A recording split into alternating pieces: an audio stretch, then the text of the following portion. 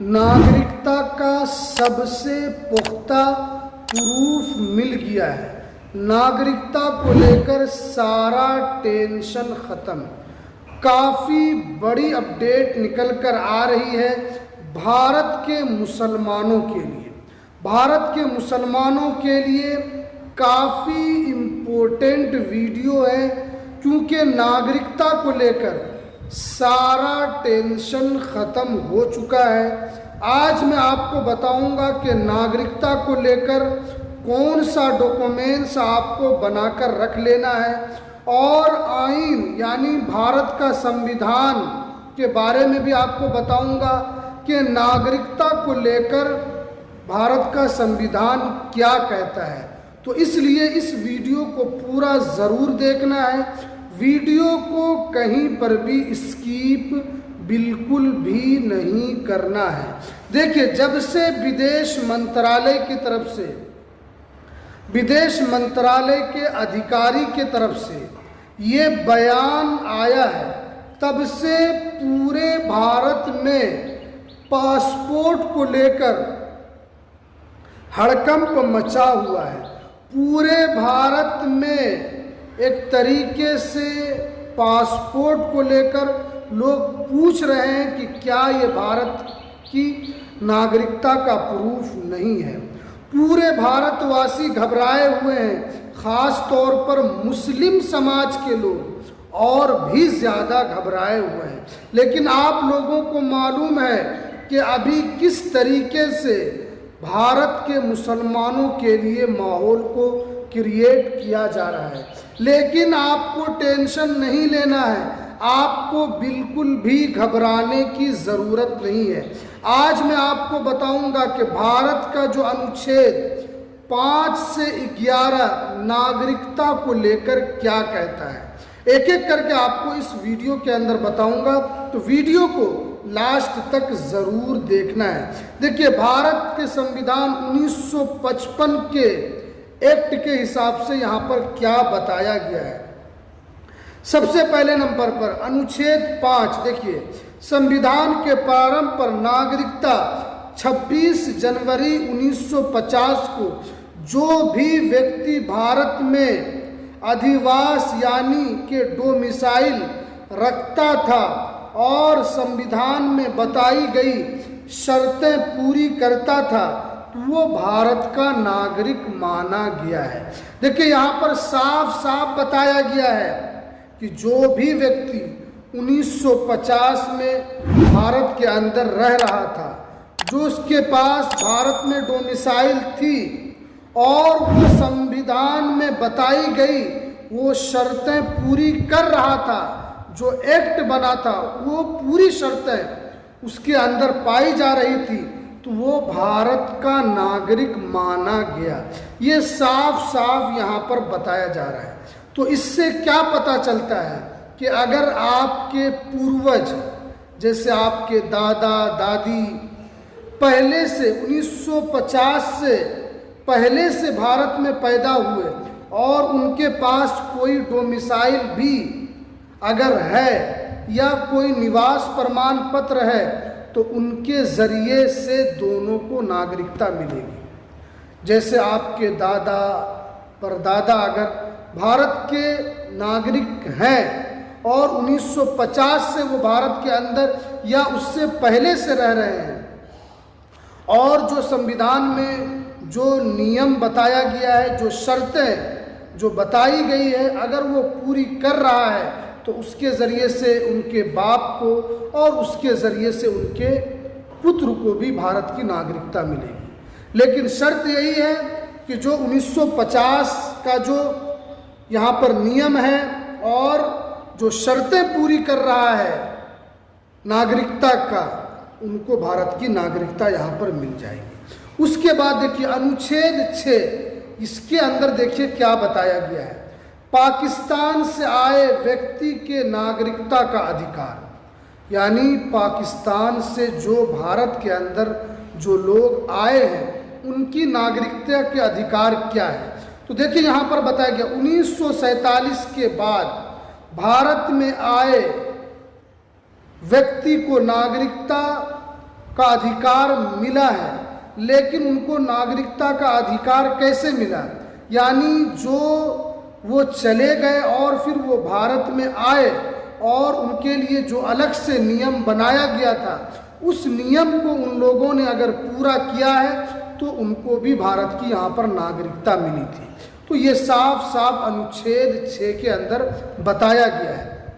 उसके बाद देखिए अनुच्छेद 7 देखिए, भारत से पाकिस्तान चले गए लोगों के नागरिकता का अधिकार, यानी जो भारत से पाकिस्तान चले गए उनके नागरिकता का अधिकार क्या है? तो देखिए, जो व्यक्ति 1 मार्च 1947 के बाद पाकिस्तान चले गए वो समान भारत नागरिक नहीं माने गए, लेकिन अगर वो वापस आए तो उनके लिए अलग से जो नियम बनाया गया था, अगर उन नियमों को उन्होंने पालन किया तो उनको यहाँ की नागरिकता फिर बाद में मिली।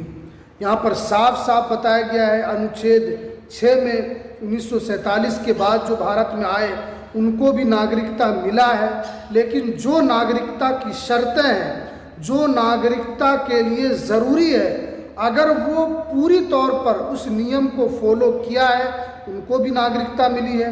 लेकिन जो 1947 के बाद पाकिस्तान चले गए वो समान भारत नागरिक नहीं कहलाएंगे, लेकिन अगर वो वापस आए उनके लिए अलग से जो प्रावधान उस वक्त रखा गया था उस नियम को अगर उन्होंने फॉलो किया तो उनको भी भारत की नागरिकता मिलेगी। उसके बाद देखिए अनुच्छेद 8, भारत में रहने वाले भारतीय लोगों की नागरिकता भारतीय दूतावास या वाणिज्य दूतावास से पंजीकृत जिन्होंने करवाया उनको भारत की नागरिकता मिली।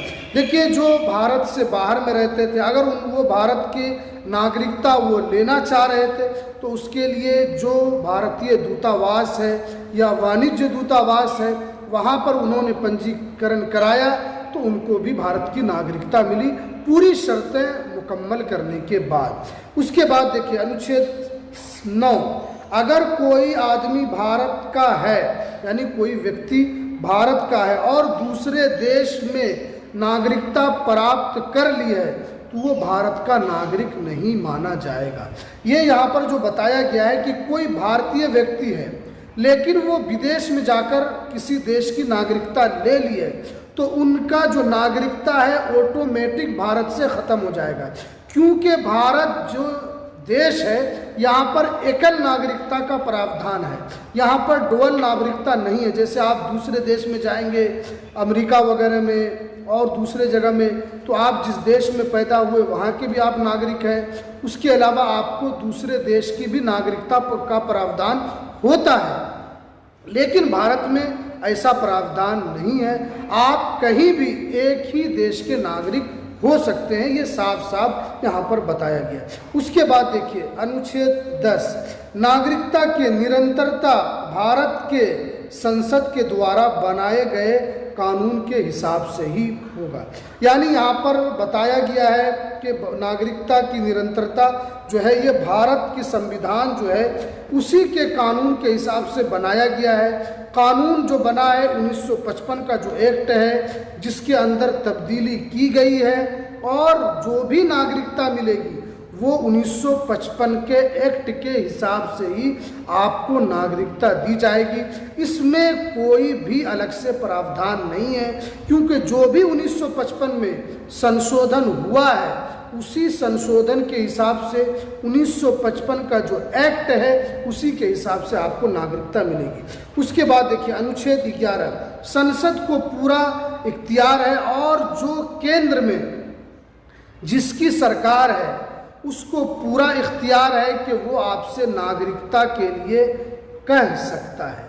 जैसे अभी आपको पता है कि पूरे भारत में और केंद्र के अंदर भारत के अक्सर हिस्से में और केंद्र में भी, क्योंकि यहाँ पर केंद्र की बात बताई गई है, केंद्र में जिसकी भी सरकार होगी उसको पूरा इख्तियार होगा कि वो आपकी नागरिकता को लेकर आपसे नागरिकता के दस्तावेज मांग सकता है। जैसे अभी बीजेपी की सरकार है, भारतीय जनता पार्टी की सरकार है, तो अभी मोदी को पूरा पूरा इख्तियार है कि वो आपकी नागरिकता को लेकर सवाल कर सकता है और आपसे डॉक्यूमेंट मांग सकता है। लेकिन आपको घबराना नहीं है, क्योंकि आपके पास अगर जन्म प्रमाण पत्र है तो भी आप भारत के नागरिक माने जाएंगे। क्योंकि आपको पता है कि जैसे पासपोर्ट को लेकर विदेश मंत्रालय ने कहा कि नागरिकता का प्रूफ नहीं है, उसके अलावा निवास प्रमाण पत्र के बारे में कहा है, यानी हाई कोर्ट का अलग अलग फैसला आया है। लेकिन आपको पता है कि सुप्रीम कोर्ट जो है वो आज भी जन्म प्रमाण पत्र को एक तरीके से नागरिकता का प्रमाण मानती है। लेकिन आपके पास सपोर्टिंग डॉक्यूमेंट्स ज़रूर होना चाहिए। आपके पास जन्म प्रमाण पत्र तो होना ही चाहिए, उसके अलावा पासपोर्ट होना चाहिए, उसके अलावा ज़मीन के कागजात, खतियान आपके पास होना चाहिए, रजिस्ट्री आपके पास होना चाहिए, उसके अलावा आपके पास वोटर आईडी कार्ड होना चाहिए, आधार कार्ड, राशन कार्ड, ये सारे डॉक्यूमेंट्स और दादा परदादा के जो खतियान है, खतौनी है, वो सारे डॉक्यूमेंट्स आपके पास होने चाहिए। अगर ये डॉक्यूमेंट्स है तो आपको भारत की नागरिकता मिल जाएगी। क्योंकि अगर आप अपने दस्तावेज से एक की भी अगर आप नागरिकता साबित कर देते हैं, अगर आपके दादा भारत के नागरिक साबित हो गए तो आपके पिता और आप खुद भारत के नागरिक यहाँ के माने जाएंगे। तो इसलिए यहाँ पर आपको टेंशन नहीं लेना है और आपको घबराने की बिल्कुल भी ज़रूरत नहीं है। हमने आपको 5 से लेकर 11 तक का जो अनुच्छेद है उसमें क्या बताया गया है, हमने आपको पूरी जानकारी यहाँ पर दी है। जो भी व्यक्ति 1955 एक्ट का जो नागरिकता का जो अधिनियम कानून है, अगर उसकी शर्तें पूरी करता है तो उनको भारत की नागरिकता बहुत ही आसान तरीके से मिल जाएगी। तो चलिए, ये थी आज की सबसे इम्पोर्टेंट जानकारी। तो चलिए, हमें दीजिए इजाज़त, फिर मिलते हैं किसी नेक्स्ट वीडियो में नई अपडेट के साथ।